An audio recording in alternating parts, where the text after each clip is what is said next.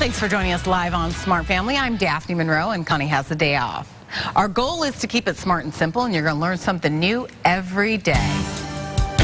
Like our first smart topic. Is the fight against obesity really working, despite years of anti-obesity campaigning and billions of dollars spent?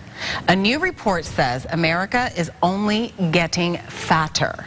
Right now, our thinnest state has an obesity rate so high that in 1995, it would have qualified as our fattest state. So, what has gone so wrong? We're trying to find out, so take a look. Supersize, extra large, all-you-can-eat buffet. Now haunting words in America, where bad eating habits and lack of exercise have officially gobbled up the entire country. Two new studies show every state but one, Colorado, now have obesity rates over 20%. A dozen states, mostly in the South, have even topped 30%. I mean, those numbers are astounding. It's just, that's huge. It's a huge signal. So why the steady rise in weight gain with the most concerted effort in history to battle the bulge?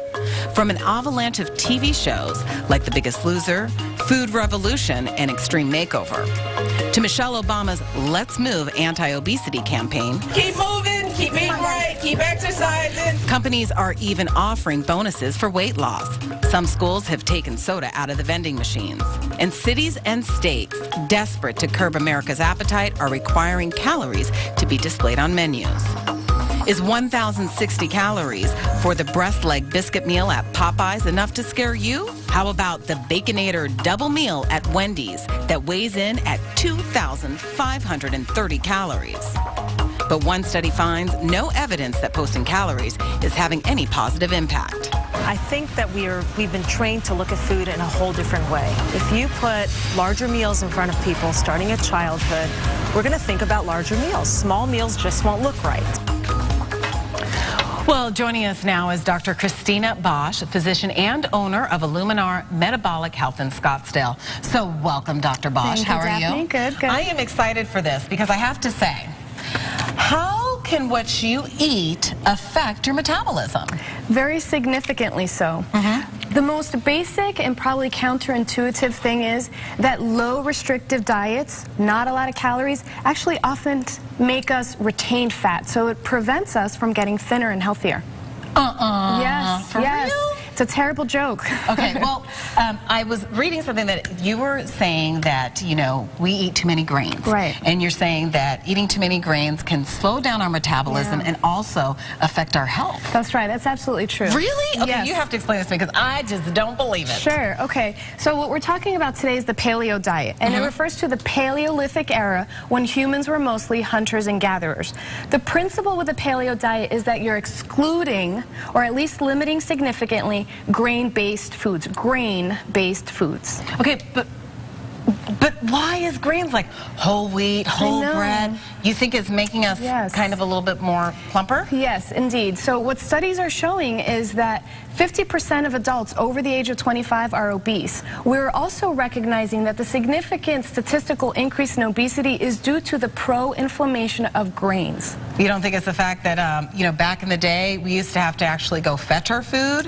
Yeah. And there was no such thing as a gym, you know, back in those days. I mean, maybe a little less movement, but... It's always a combination of things. So You're absolutely right. But if we're focusing on a diet, there's some clear guidelines that we can do that are going to help us be healthier. Okay, tell me about, for people out there who don't know what the paleo diet is, what exactly is it? Okay, so the paleo diet is going to be giving you lots of fruits, lots of vegetables, significant amounts of protein, and excluding grains. Now at Illuminar, where I practice, I like to have a little bit more space for people to choose their diet. So traditional paleo excludes chocolate and dairy as well. And as a chocolate fan, I tend to make an exception there. Okay, so you're saying that it's okay to include chocolate and dairy into the paleo diet? In general, moderation is always the key. But for guidelines, what I would like our viewers to do, and my patients, is to exclude their grains Monday through Friday. And remember, baby steps. Baby steps. Okay.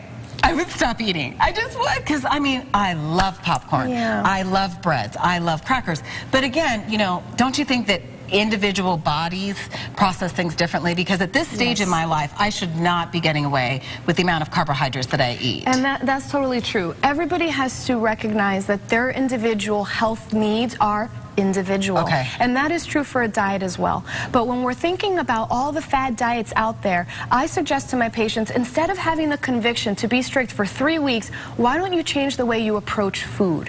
And what we know is that the RDA for protein is now 60% deficient for the average adult, which means that, Daphne, you may be eating less than 60% of the protein that you should be eating because you're basing your diet on grains and convenience. Well, I don't base my diet on grains. Well, convenience, no. But I mean, you know, I get my protein in other ways. You know, brown protein rice. Have you heard of that? The grain there. So when it comes to the paleo diet, so we should stick with fruits and no grains and nuts, almonds, things like that. Fruits, nuts, vegetables, plenty of proteins. Please notice we have bacon up here. That's what I was going to say. Yes. Bacon? What? And, you know, we think, okay, bacon is fat. I'm not asking you to calorie count. I'm not even asking you to count your fat. What I'm asking you is to eat a whole food diet based mostly on fruits, vegetables, proteins, and good quality fat. Remember that fat and protein help make us feel full, so we eat less. Okay, well, tell me about the health benefits